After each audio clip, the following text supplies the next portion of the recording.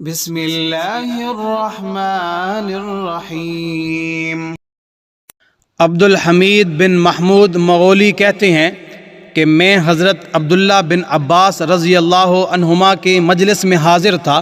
کچھ لوگ آپ کی خدمت میں حاضر ہوئے اور عرض کیا کہ ہم حج کے ارادہ سے نکلے ہیں۔ جب ہم ذات الصفا ایک مقام کا نام ہے پہنچے تو ہمارے ایک ساتھی کا انتقال ہو گیا، چنانچہ ہم نے اس کی تجہیز و تکفین کی، پھر قبر کھودنے کا ارادہ کیا۔ جب ہم قبر کھود چکے تو ہم نے دیکھا کہ ایک بڑے کالے سانپ نے پوری قبر کو گھیر رکھا ہے۔ اس کے بعد ہم نے دوسری جگہ قبر کھودی تو وہاں بھی وہی سانپ تھا۔ اب ہم میت کو ویسے ہی چھوڑ کر آپ کی خدمت میں آئے ہیں کہ اب ہم کیا کریں؟ حضرت عبداللہ بن عباس رضی اللہ عنہما نے فرمایا، یہ سانپ اس کا وہ بد عمل ہے جس کا وہ عادی تھا، جاؤ اسے اسی قبر میں دفن کر دو۔ اللہ کی قسم اگر تم اس کے لیے پوری زمین کھود ڈالو گے پھر بھی وہ سانپ اس کی قبر میں پاؤ گے۔ بہرحال اسے اسی طرح دفن کر دیا گیا۔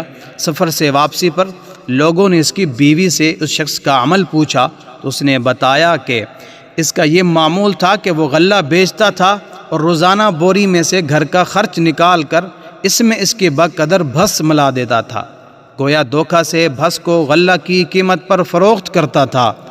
تو میرے معزز سامعین کرام ذرا غور کیجئے، سوچئے کہ اس بندے کو کتنی بڑی سزا رب نے دی، دنیا میں ہی رسوا کر دیا۔ ہم سب بھی اپنی آخرت کی فکر کریں اور اچھے اعمال کریں تاکہ آخرت میں کامیابی حاصل کر سکیں۔